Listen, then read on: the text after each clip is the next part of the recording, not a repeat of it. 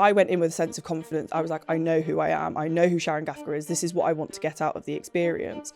But the moment you're there, because you're not in control of the storyline that's written for you, the character plot that's given to you, that confidence gets chipped away at week by week. Who is Sharon Gaffka? Who is Sharon Gaffka is different to different types of people.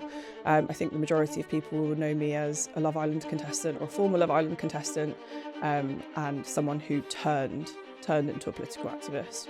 People automatically don't assume someone who looks like me, comes from my background, at the age of 18 is walking around the halls of Westminster. But I felt more comfortable there. So much of what you do and what represent now is about helping other people. Literally any single post I put on Instagram, whether it was about the shoes I just bought or like a new makeup piece, people cared for some reason. So I was like, right, well, I'm going to get them to actually care about something that's important. And I spoke about my experience of spiking, and then my inbox just went bang. My emails, my Instagrams, my TikTok, there wasn't a single part of my social media or contact details that didn't just go crazy. Because even though it was too late to do anything about my experience, it's not too late to stop it happening to a different person.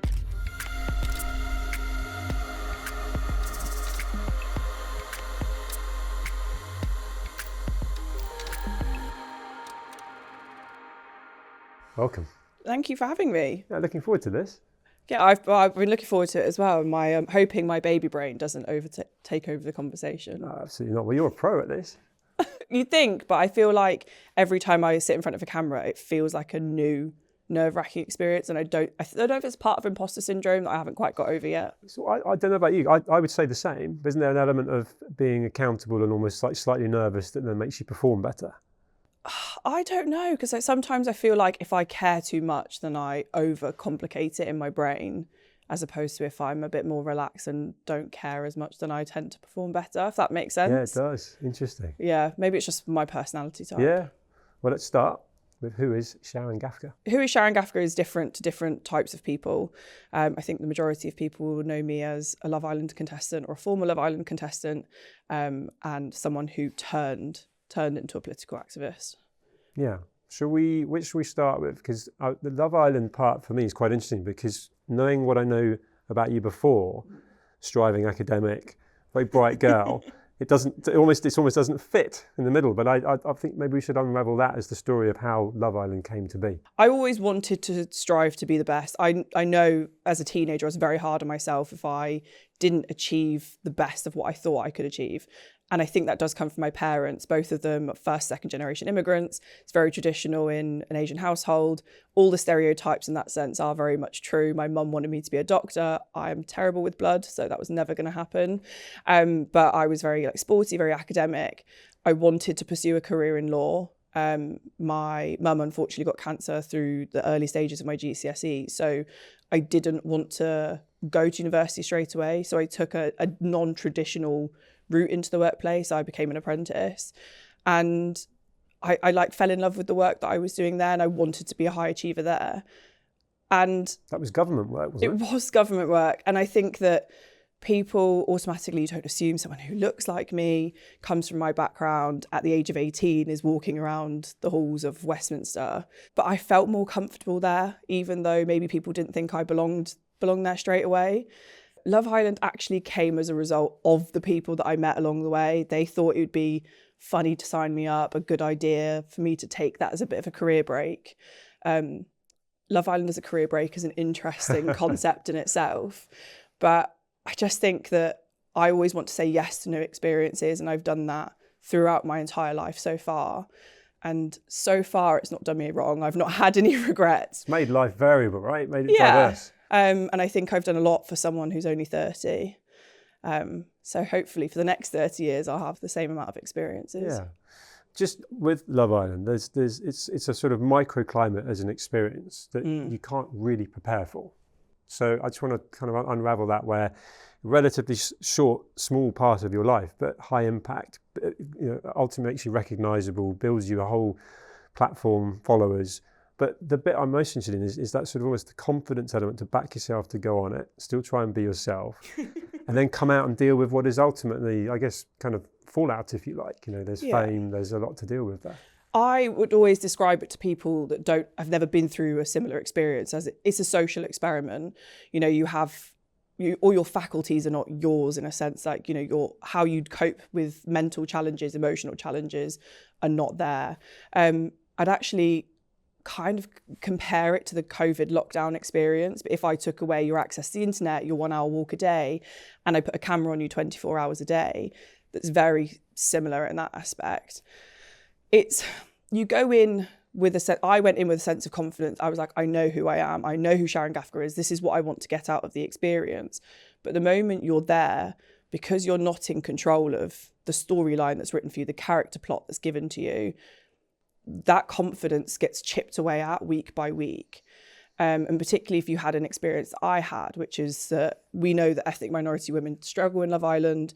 You're not necessarily always picked first. That's something that's also really hard as an Asian woman, just as much as it is for Black women, but it's probably not talked about as much because there's less of us. And I remember one particular experience where I'd walked out of the villa doors to come down and see all of the other girls, and they were all sat around the fire pit, and it's not none of their fault, but they're all white, blonde, blue-eyed, and it felt like I was back at having a high school experience. And obviously when you get older, you've deliberately taken yourself away from those kind of like negative experiences that you've had as a younger person. So that level of confidence I thought I was going in with, I didn't leave with, and I definitely didn't have throughout the whole 3 weeks that I was there, which obviously makes it harder to deal with any backlash that you get. Of course. Or like instant rises in fame from the moment you leave, because you're having to figure out who is Sharon Gaffka again. Is Sharon Gaffka the person that is portrayed by producers, or is she someone completely different? And if she is someone completely different, I literally put blood, sweat and actual tears into turning that public perception around of me. And even though it's been 5 years on, people, if they don't know you and they don't follow your journey afterwards, which majority won't, they still think that is the only version of you that exists. And it's even harder when mainstream media puts that, like, it keeps bringing it back. So if I'm talking about domestic abuse and violence against women and girls, there'll be some element of Love Island that's included in the headline that's completely irrelevant, which will always bring it back to that version of Sharon. On that, is there any part of you sitting here right now that in any way regrets going on it? If I were to do it again, knowing what I know now, I would definitely do things differently. I think there was a level of naivety that I had, that I was going to go in, have this amazing once-in-a-lifetime experience, potentially leave with a lifelong partner, potentially not, and everything would be magical, because that's what you hear. Like when you hear the success stories of the Molly Mays of the world, you automatically think that's what life's going to be like, and it's not. So I think that I probably would have looked at it from a business perspective, would have hired a professional social media person to do my social medias rather than relied on a friend, because that's a lot of work to put on one person, particularly if you get loads of hate, which I did. And I probably wouldn't have, I know people thought I was outspoken on the show, but I would have probably said a lot more that I didn't say. And I was overly cautious about the cameras. And you think about it, even though you know they're not there, if you are someone like me that's constantly thinking about, well, how is this decision going to impact the next decision? It makes it very hard to operate when you know that the cameras are watching you. Yeah. Can I don't go there if you don't want to, but just the hate element, because I picked up on, you said almost like feeling back to high school. You mentioned being in government, and you know, someone like me people weren't used to seeing someone like that, and then you've had this whole kind of racial oppression through your life. Can you elaborate on some of the comments that you obviously did get, and how you've dealt with them as well? Because sitting here now as a very resilient person, very clear, there's a contentment without any arrogance that, you know, you can own this, but you clearly come through a lot. A lot of the comments I had were about physical appearances. Now, I don't know what it is about necessarily the East and Southeast Asian community where we don't talk about the hate that we get. I know there was a little bit of it during COVID and how Asian hate was becoming more prominent. But even now to this day, if I tell somebody that a comment you've made about my appearance has racist connotations because it's a feature that is associated to my race, they don't see it as that. So it feels like you're having to re-educate people on racism in the first place, which is an exhausting part in itself. But that's something that I feel like I've dealt with, and I'm not quite at the point yet where I've realised that it's not my job to educate people anymore. I would love to know when that point in my life comes, but that's just what it is for now. I get that. And I think that because we aren't used to seeing Southeast and East Asian women, particularly ones that are vocal, particularly ones that are intelligent, some people in the public will disagree with that label of me, or outspoken or confident or know what they want. It's so easy to villainize me, to make me look like I'm a bad person, and that I'm arrogant and I'm horrible. And I always say to people, well, if I was that person, then if you look at the reaction of people that when I left the villa, their reaction and how upset they were, that doesn't match. No, the disconnect. Yeah. So, and I think that for a lot of people in that moment in time, I was like their sounding board, their rock, and that was taken away from them. And I feel like that's something that's similar in my life now. Like I'm like that rock and that place for other people, but it's so easy to villainize me because I am that resilient person. Yeah.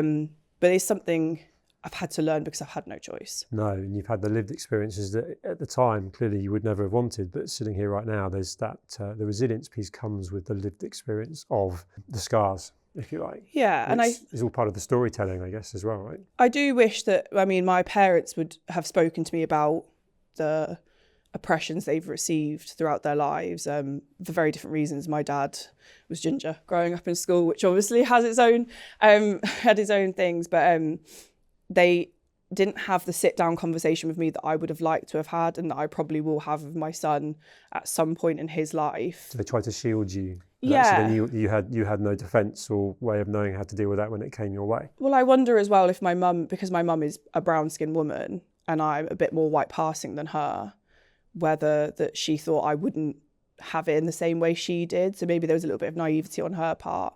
But I think that the lack of preparedness that I had to deal with these issues face on probably made me a bit tougher than I needed to be in the beginning, particularly for a young person. And it's like all of my friendship group are women of different races, and we've all openly had those conversations that we need to have with our children because we've all shared similar experiences. And I think that resilience also comes from the fact that I don't want another Asian woman or Asian girl to look at the TV screen and think, oh, well, I can't do any of these things, or, not see that strong person and not have that understanding or someone they can reach out to speak to them about it. So I think that's probably where it comes from. I don't want someone else to feel how I felt. I love that. And when I say I love that, I love how you frame that. Careful how I say that. But my point being, like, when we had the chance to speak on the phone before today, so much of what you do and what represent now is about helping other people to not necessarily go through what you've gone through. And of course you brought in a wider community there, but of course to be the best mum you can be, because when's your due date? 17th of July. That's not long. No. You're a man here now, right? That's ticking down. So Yeah. I guess there's a maturity that's coming and a perspective that's again now much bigger than just you, about someone coming into the world where forewarned. Yes. And advice, which is a big part of the conversations like this I like to have, where there's, I suppose I'd say that you're a role model in this moment. I don't know if you feel like that. I always feel like it's really big-headed to like give yourself that label. People say it to me and I just think, no, I'm just someone who's trying to do their bit, and that's how I always consider myself. I can't fix everyone's problems. I can't even fix all of my own. But I just think if I do a little bit that makes the world a little bit better, and if everybody contributed in the same way, we probably would be in a lot nicer place. What I'm smiling is there's plenty of people out there that seem to be very noisy and have an opinion that isn't worth listening to. And then I'm listening to you, and you speak so much sense, and there's so much to learn from good and bad experiences. And just to finish with Love Island, one of the things that slightly bothers me, and I don't know if you think this has changed or not, is it feels like you were left alone to deal with a lot there. Was there no safeguarding? Was there no one, because you wish you'd been warned about stuff? Yeah. And then when you came out, you had to kind of work that all out for yourself. Would you say that anything's changed there for the next group that goes in, where perhaps some of the lessons learned, these guys can have a bit more safeguarding around them? It was very mixed. Safeguarding's a very mixed experience that I had anyway. I was given a therapist and it was covered for by ITV up to a certain amount of sessions. I think they could extend it if you needed to and they'd approve it. She was amazing. She was not I don't think she's hired by ITV. I think she's external, but she was She was there for my pre-screening all the way up to where I felt like I was in a good place, and I couldn't fault her. And she actually helped me deal with things weren't even Love Island related at that moment in time. So I wouldn't fault her. I think there are some things that I went to the aftercare team for support with that I don't necessarily want to go into, but they just said it's not our place, rather than actually like taking the time to listen and understand and seeing what they could actually do, because I would never have gone to them if I didn't think it was their place. So they just were like, sorry, it's not ours. So I cut contact with ITV Aftercare for quite quickly after the show. Yeah, I can understand that. There's a part to you that's the authenticity is backed up by integrity. Yeah.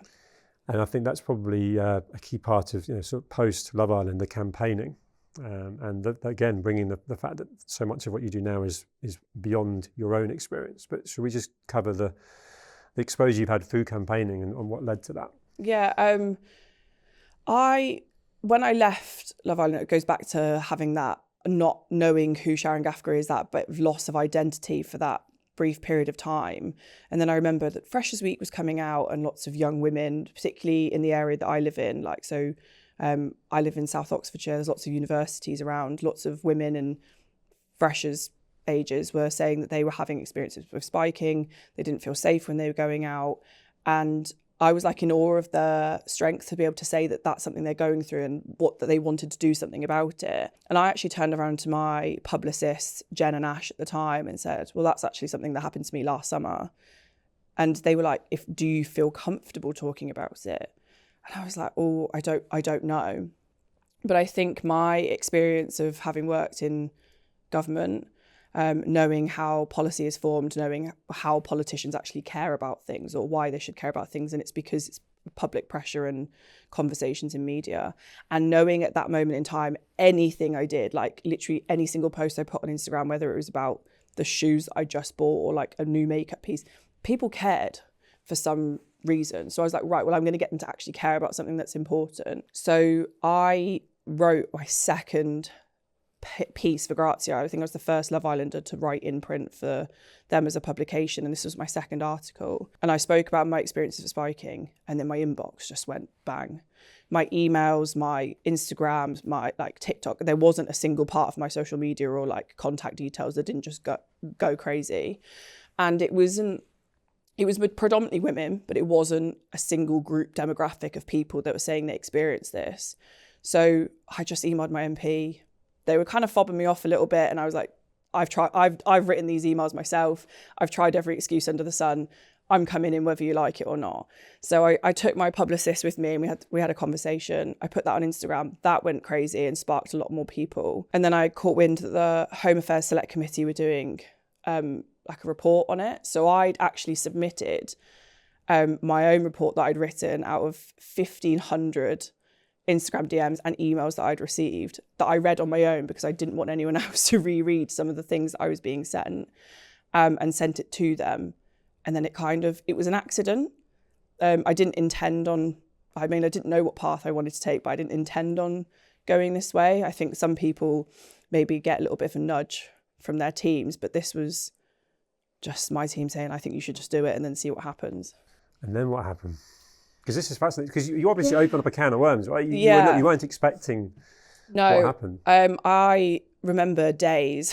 I think there was one day in particular where I probably did about 18 hours of media rounds. There's a hell of a lot of work that's gone into this, right? Yeah. So I think there wasn't a single news outlet that wasn't interested in covering it. And I'd lost my voice by the end of the week because I'd spoken to so many people. And then different MPs and government ministers were interested in having these conversations because not to say they were out of touch, but they just didn't know what was happening, or they felt like that it was only happening to a certain group of people at a certain place. And I was like, well, actually, it's a lot bigger problem than you think it is. And there will probably be women or men walking these particular halls that have also experienced it, but they're too scared to talk to you about it because you've got issues with policing, you've got issues with reporting. And it felt like the more I was talking about it, the more issues I was opening up about it. And then the public backlash as well. It's my fault. I probably did something. I probably drank too much. And it opened a lot of like victim blaming that I knew existed, but because I didn't talk about it, I'd like puts it in a box somewhere else. And that was something I wanted to tackle, because even though it was too late to do anything about my experience, it's not too late to stop it happening to a different person, or, you know, giving them the tools to be able to get a criminal conviction and stop perpetrators thinking that they can just do what they want and get away with it. Yeah, because there's an element there where people coming to you and saying that, the victim mindset, if you like, stop moaning. A lesser resilient person would have shrunk away and gone, oh, well, this is clearly, almost started to doubt themselves. Yeah. Did that make you stronger? Did that actually give you more of a purpose to be, actually, this is someone's trying to sweep this under the carpet? Maybe not even deliberately, just people seem to look at things the wrong way, when actually this needs to be amplified, this needs to be campaigned, something needs to be brought in here to change what's happening here. Well, I thought about, I know what happened to me. I know what I experienced. I was there. They weren't. And my friends were there as well. So they watched it happen, and they were the ones that had that sit down conversation with me and told me that this is what they saw. So that led us to believe that this is what had happened. They will never be there, and touch wood, they never experience it. But when you look at all the legislative changes in history that benefit women in some way, they were all victim blamed or shamed or told that they were not worthy of having this. Not women weren't worthy of having the vote at one point, but it was women that were basically like, well, actually we are, and we are worthy of being safe and protected. That actually led to all those changes. So, if all the women before me were strong enough to keep going, then all the women like me and the women that come after me should be as well, because otherwise it's just going to keep happening. And it was I think in particular, I had a message from someone who was still in school. She was 14 years old when it happened to her. And I just thought, that's it, I've had enough. Because, you can say what you want about an 18-year-old going clubbing and being irresponsible, but a 14-year-old child, that's somebody that should be protected no matter what. And even if they were at the park drinking, it's not their fault. That's somebody we should listen to. And I don't want to hear about 14-year-old girls being assaulted. I don't want that in my inbox. And to know that 14-year-old has only ever told me, and for some bizarre reason has only felt comfortable telling me, that's, I would say, a privilege in itself. Yeah. And I can't just sit on that. No, I mean, I'm a dad to a 14-year-old and a 16-year-old girl, so that hits home. Yeah. And I'm going to, that role model piece that I hope, you almost felt uncomfortable with earlier, that girl reached out to you from a relatability point of view. Whatever you'd put out, she felt it was safe to be able to, you must acknowledge that. That's powerful. What needs to happen next? Where are you in this campaign? What have you achieved? What are you trying to achieve? So there has been reclassification of certain drugs. So date rape drugs have been reclassified from Class C to Class B. So if you're caught in possession, you'll get a harsher prison sentence. That's even without actually doing anything with it. And my problem was with spiking laws, that it fit in different pieces of legislation. It wasn't just in one black and white piece. We know spiking is illegal, but to try and find out where what happened to you fits is too complicated. And even police officers were saying that to me. So we had that changed. So now it is a single standalone offence. Now looking at the different ways in which people spike, because we automatically assume it's a date rape drug, when actually we now know it's included in vapes, it's in food. I didn't know that. Yeah, it can happen in vape spiking. And I actually met a woman who was a paramedic and who went to a festival, and there's a culture of sharing vapes. She was spiked that way. And technically that wasn't covered, or the police didn't know how to investigate it. So the police have now brought out new technology where they can test vapes then and there. It takes about 15 seconds. I watched it. Changed the way that police are involved in, or not involved, but can be spoken to in regards to freshers. So police being able to check certain things and actually telling people what they can and cannot do to protect themselves. So with me, my drink was spiked. While it might leave my body quickly because of my metabolism, it never leaves the glass. So if I knew that in that moment in time, someone could have taken the glass and I could have taken that to the police. So I wouldn't have had to undergo invasive testing. And that's something that now I'm telling people, if you're with somebody and you believe that that's the drink, take the glass, because you're more likely to be able to get solid evidence, because it will never leave. So I think that as well, and how we treat survivors. I went to a SARC centre for the first time a few years ago, and looked at how survivors of sexual assault get treated by not people that aren't in the police, to help people feel more comfortable going forward and getting the help they need. Yeah. Have you built a tribe around you with this outpouring and people that have felt comfortable being able to share their scenario with you, or other people that have ultimately gathered around? Is there now more of a movement? Is there momentum, if you like? Or do you feel still quite alone with this? Because, I'm trying to work out, particularly with baby on the way and energy levels and so on, because this is important work. Me learning for the first time about vapes that in any way can transmit, this whole thing is an education piece that needs to be amplified. And I'm just wondering how much help you've got with that, because you feel like you're quite alone. I wouldn't say there's necessarily a tribe, but I have noticed a trend in people that have had happen to them feeling like they can talk about it, because they don't feel like they're the only person out there. So I get sent messages from people, I get tagged in photos or posts that people have done saying, this is what's happened to me, this is the place it's happened to. So I feel like even though there's not loads of us, there are more people that aren't scared to talk about it anymore. And I think that has an effect on people that maybe I don't know that have started speaking about it, have spoken about it or gone to the police. So yeah, in the sense I'm alone, in a sense I'm not. And that girl that was super aspirational to do the apprenticeship, go into the kind of academic route. Yeah. Do you still aspire to that? Because I'm just curious, with motherhood impending, but with an element of intellect that you want to be using and have used in a number of different ways, is the campaigning for this your number one thing to do, or are you kind of doing other things as well? Unfortunately, as much as people would trolls on the internet would say that I'm making money out of women's pain and grief, I don't get paid to be a campaigner. I don't get paid. I was wondering how I didn't feel there was a monetization to that. No, there is. If there was money to be made in it, I would probably be on the Love Island rich list, but unfortunately nowhere near the top 10.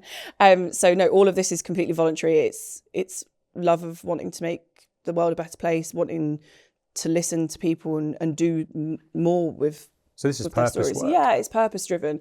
So obviously I have to make money elsewhere. So there is an element of influencer work. So I do have to do. Okay, that was my question. And so is that the number one route from a monetization point of view? It is, but it can make it more challenging. I have limited the amount of brands that I can work with because of the messaging I put out. You don't want to ruin the campaigning work by working with brands that go completely against that messaging. Yeah. And you don't want to, certain brands won't touch political people. So I've already cut off probably about 50% of potential earning capacity by just saying no to those brands, or those brands saying no to me. So it does make it hard to earn as much money as some of the other people. And sometimes you do look at it and you go, this is really shit. Yeah.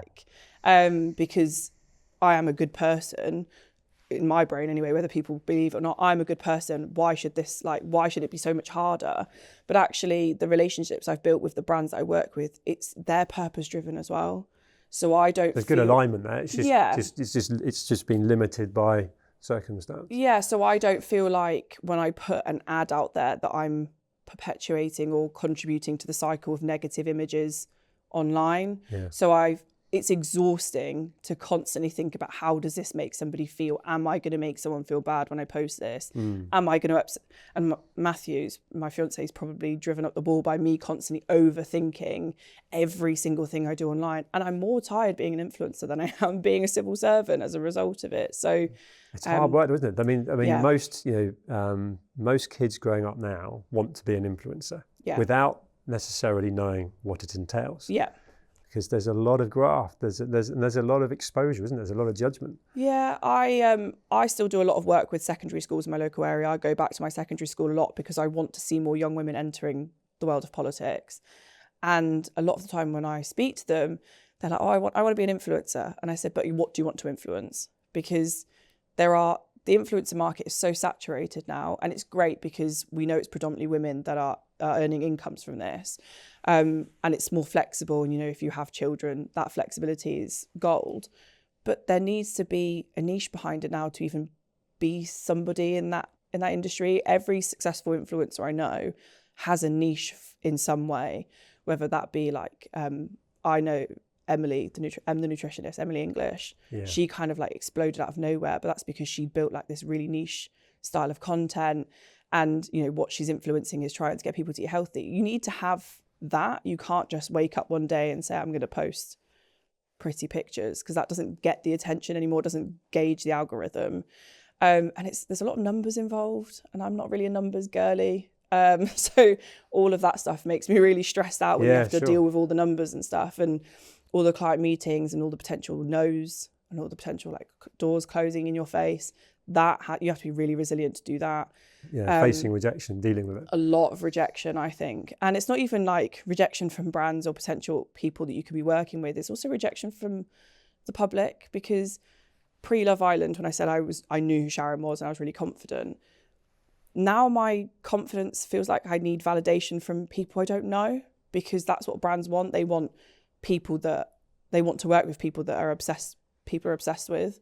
So now my monetary value comes from external validation, which is a really bizarre cycle, because it's nothing to do with my capability or my intelligence or my skill set. It's to do with whether people like me in that moment or not. And that is something that's really challenging to deal with. Yeah, I mean, external validation, I know different people in acting and so on, and, they could do something incredible, but if for whatever reason the audience doesn't go and see it and so on, they take it, because, you're looking at people that have liked it, people that have commented, and if that's low, they take that personally, right? Yeah, and you do. It's hard not to. Yeah. But what do you do to effectively manage your mental health with that? So what's the process you go through where, for whatever reason, something that hasn't gone how you wanted it? What's your process for, sort of managing your own mental fitness? Do you know what? I think it just comes from being doing normal people things. Like I've got 2 dogs. And so grounded. Yeah, like just going outside with them, trying to not be on my phone all the time. Sounds like really silly things to do, but that's the only way I can keep myself sane. I remember like in the beginning, definitely post leaving Love Island, I was glued to my phone. I wanted to know what everybody was saying about me, everything and anything. And that probably made it harder for me to just be like, actually, no, if something goes badly, it's not a reflection of me or my skill set. There's lots of different elements at play. Just leave it and move on, because it's done now. There's nothing I can do about it. Whereas that version of me would have picked it apart and picked myself apart to the point where I probably wouldn't get up out of bed for days. So I think it's just having to try and remember that Sharon Gaffka on the internet versus Sharon Gaffka in real life are 2 separate entities and 2 separate people, which goes back to the first question you asked me when you said, who is Sharon Gaffka? And I said, it depends on who you ask. No, I get that. Yeah, clarifies it now. Yeah. Deliberate mindset. And talking about 2 separate people, come July, being a mum, and I'm just conscious of our time, it's gone far too quick. But just to I feel really privileged to have the chance to speak to you before going into another chapter of your life. What are the feelings there? What are the thoughts? It was a bit of a weird one. I think that people that have watched me on Love Island probably remembered me as the person that was like, I don't really want children. And it's not necessarily something that I was like, must do, until I probably met Matthew. And then I was like, actually, if it happens, it happens. If it doesn't, it doesn't. Completely by accident. Like both of us were very, very shocked. And all the old wives' tales kind of semi-pointed that I was having a girl. So at one point I was dealing with that in my head, that I thought maybe it'd be easier for me to raise a girl as a forward campaigner, because I know there's things I wish I was told, or how to deal with certain things. I was like, right, that'd be easier for me. And then finding out that I'm having a boy, I was like, oh my God, I have to now look at everything in a different way. Or do I feel more pressure now to raise a good man, a good boy, someone that's going to treat women well because of what I do? So I feel like I'm not nervous necessarily for the giving birth aspect, which is what lots of people freak out about. I'm more conscious about making sure this is a good person. So I think that's the bit that I'm more scared of than anything else. But I feel like every parent feels like that. Well, I'm 14, 16 years old in to being a dad. I think you've got the makings of an absolutely brilliant mum, with all the lived experience and the empathy and the things you've lived through. It sets you up really well. I wish you all well with that. But making time to film today when you were already busy and had an appointment earlier today, thank you for making time to come in. No, thank you for having me. Before we started talking, I know you do your own pod. Did you enjoy being on the other end of questions? Oh, do you know what? I do and I don't. If I'd ask you now, right at the end. If you asked my teachers, they probably would have told you that I love the sound of my own voice, because I was very chatty at school. So in that aspect, you would probably think I'd say yes. Sure. But actually, I'm naturally a very inquisitive person. Yeah. And I was saying to you pre-recording, I let the other person do all the talking because I've noticed a trend that when I speak to certain people about traumatic experiences they've been through, because I've made it a comfortable space, even though this is the first time I've met this person, they just let it all out. And I've had quite a few people cry on my sofa, not by me, not intentionally anyway, but like, I think, so in that aspect, I probably prefer being on your side. But I know there's a lot more work being on your side. So I'm grateful for the bit of the break. Yeah, well, it's a pleasure for me because I'm just naturally curious. But I think there's an element of you're a really good listener. So that's what you're saying. You naturally would almost settle back and then let someone else feel comfortable being able to talk to you. And then therefore open up a lot more than perhaps of other people because you're not in any hurry to come back in and speak. Yeah. I mean, it's my podcast, but the people are listening to the guests, right? So it's about them telling their story. That's exactly how I feel. So thank you again for coming in and telling us your story now. Thank you for having me. Thank you, Sharon.